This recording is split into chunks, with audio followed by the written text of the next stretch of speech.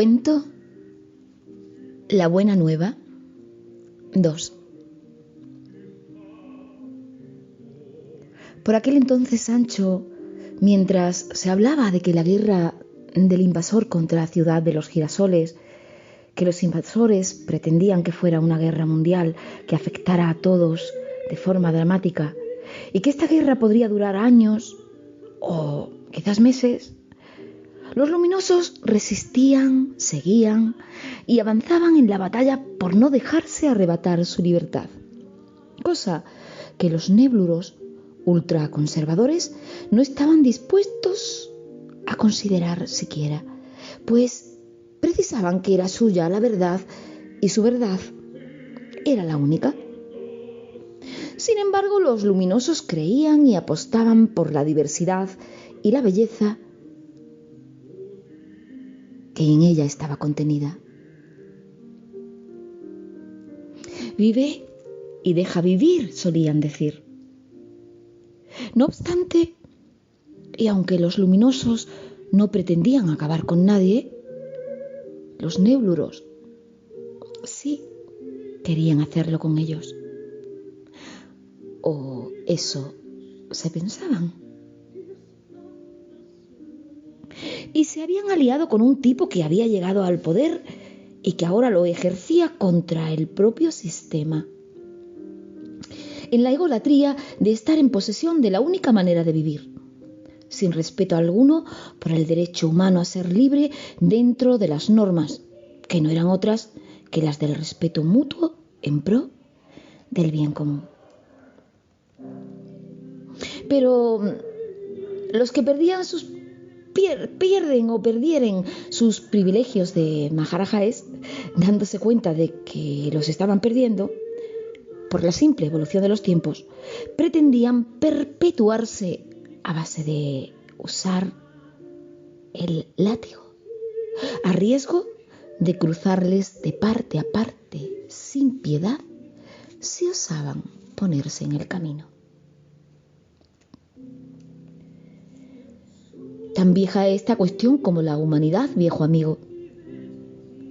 Sin embargo, esta vez eran realmente una amenaza, pues ya no tenían contención alguna ni de palabras ni de hechos. Estaban desatados a intentar cortar la energía a aquellos que la generaban. Figúrate tú si eso no tenía el significado de un intento de destrucción de la diversidad que conforma el equilibrio, para instaurar el dominio de la oscuridad absoluta, en la que los luminosos, sin energía, no tendrían luz propia, siendo sino sombra de lo que hubieran sido o podido ser. O eso se pensaba. En verdad, estos eran sus planes. Pobrecillos néblulos. Y habían capturado a algunos de aquellos generadores de energía, pues generadores le llamaban, ni siquiera les daban la categoría de seres humanos a los luminosos. Les hubieran capturado por su voluntad o sin ella, como a mulos, los pusieron a trabajar en la noria para sacar el agua con que les daban de beber. Por supuesto, también les daban el pienso que les saciaba el hambre, les dejaba laxos, conformes, para seguir dando vueltas a la noria, sacar el agua con la que les daban de beber y, claro, les daban también el pienso que les saciaba el hambre. En fin, miré al cuento detenidamente. Nunca había entendido cómo era posible que el sistema permitiera que unos indeseables les echaran un pulso semejante. Y parecía que se dejaba ganar. Por lo que yo estaba realmente convencida de que en el cuento querían acabar los nébluros con los luminosos de una manera u otra.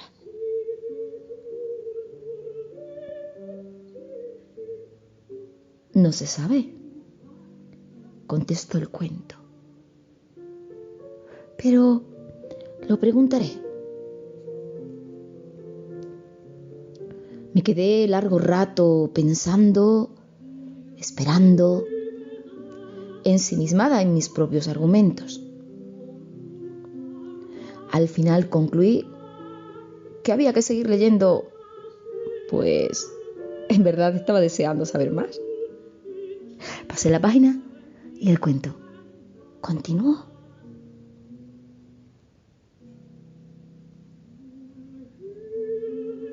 Bien, los nébulos se frotaban los hocicos y saltaban de alegría, pues ya se pensaban que eran los dueños de las mentes de todos aquellos luminosos a los que de una manera u otra tenían tirando de la noria, y etcétera, etcétera. Bueno, ya sabemos lo ocurrido.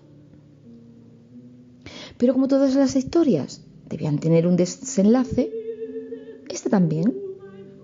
Y hubo un momento en que al parar en seco ante el cruce de caminos, la doña se vio a sí misma teniendo que elegir senda. Las señales eran muy claras y precisas. Lo tomas y lo dejas. Sería lo tomas o lo dejas, pensé. Pero como el cuento era lo que era, tampoco era cosa de pararse más en tontería. Siempre tuve una cosa muy clara, Sancho amigo, que la libertad es un bien supremo. Yo crecí en libertad y en libertad me muevo gracias al sistema en el que creo. El de la democracia. Pues yo leyendo el cuento me sentía uno de ellos, ellas y ellas de la gente luminosa.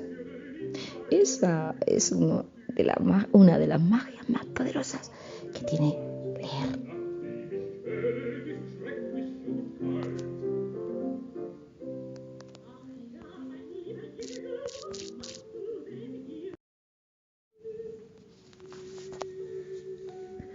Pues yo, leyendo el cuento, me sentía identificada con una de ellos, ellas y ellas de la gente luminosa.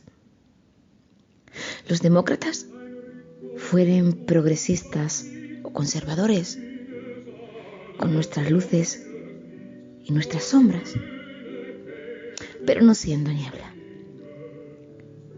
No siendo niebla. Así que sin más preámbulos, continuó el cuento. La doña se echó a volar siempre en línea recta, sin mirar nada más que el objetivo, como una flecha ayudada por los vientos periodistas que a su paso se volvían cálidos y le hacía más fácil alcanzar la meta. Tiempo atrás, cuando más cruenta intentaba el invasor que fuera la batalla contra Ciudad de los Girasoles, la luna entró en escena. Vaya, le dije al cuento, hace mucho tiempo que no sabía nada de ella. Bueno, yo estaba acostumbrada a que el cuento iba y venía y traía a los personajes según consideraba que eran oportunos integrarlos en la trama. Pues sí, es verdad, dijo la luna, que apareció plena y luminosa como siempre cuando estaba enamorada de su magia. Cuando la doña estaba enamorada de su magia. Y no es que ahora no la sienta mía, como de todos los que la aman, continuó la doña. No era eso, Sancho. Lo que sucedió fue que, cuando abrí los ojos tras despertar del sueño, sinceramente sentí que tenía que estar con los pies en la tierra. Me extrañé mucho de ver cómo la doña se dirigía a Sancho de esta manera, tal cual como lo hacía yo. Sin embargo, continuó la doña, por alguna razón seguía yo estando en la luna, porque ni cuenta me di en qué momento dejé de verla. ¿Así? Sí, fue cuando desperté y seguía estando en el sueño. Radio Clásica, Radio Televisión Española.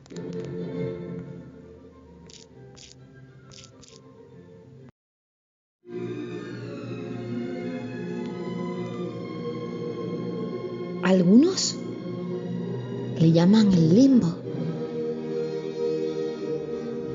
Pues esta es la historia. Dijo la doña que a aquellas alturas unas veces llevaba el moño apretado y otras suelto como le daba la gana al coledero. En fin, este es el cuento de la cara oculta de la luna. Richard Wagner toma como referencia para su... Allá va. Érase una vez un hada que tenía el don del perdón entre los poderes que le habían sido otorgados, como también la inteligencia, la sabiduría o el amor. La llamaron Poesía y estaba enamorada de la luna en sus 4 fases. Poesía era alegre y rimaba canciones con todas las palabras, de tal manera que era música a los oídos. Un día que iba de visita con su amigo Cupido, un duende que siempre iba con sus flechas de amor de aquí para allá, de manera que siempre le andaba viendo surcar el viento y, a pesar de los pesares, dar en la diana. Pues un día en que se fue con él para verle hacer su trabajo, Cupido tensó el arco y Poesía vio cómo la flecha se elevó en línea recta y, al llegar al más alto, se perdió de su vista, aunque esta vez no fue capaz de ver quiénes habían sido los afortunados de ser flechados por el amor. Miró a su amigo, que siguió como si tal cosa, y todo hubiera salido a la perfección. Sin embargo, igualmente no hizo Poesía ningún comentario, y como siempre, siguieron con el paseo hasta regresar a casa. Cerró los ojos y se durmió. Fue entonces cuando ocurrió. Por la ventana abierta entraba el fresco de la noche y la luna, refulgente y plena, iluminaba el cielo plácida y serenamente. Despertó del sueño y se vio desnuda en la cama al lado de aquel hombre sin recordar qué había pasado entre ellos. Él era un indio y dormía, eso sí, con una mano aferrada a su arco y sus flechas como si le fuera la vida en ello. Todas las flechas, menos una, la que a ella se le había quedado enredada entre los rizos de su pelo, como si llevara un hueso de troglodita, aunque no se dio cuenta hasta la mañana siguiente, cuando al amanecer él también despertó. Tomó su arco y sus flechas y, por no tirar de la flecha enredada entre los rizos de la muchacha y arrancarle la cabellera, se limitó a marcharse, apartándola a un lado.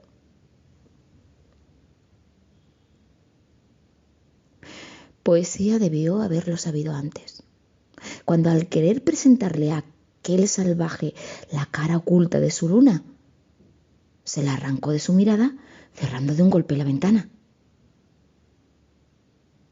Luego, no se supo por qué, el indio se olvidó de ella y hasta ahora, varios años después,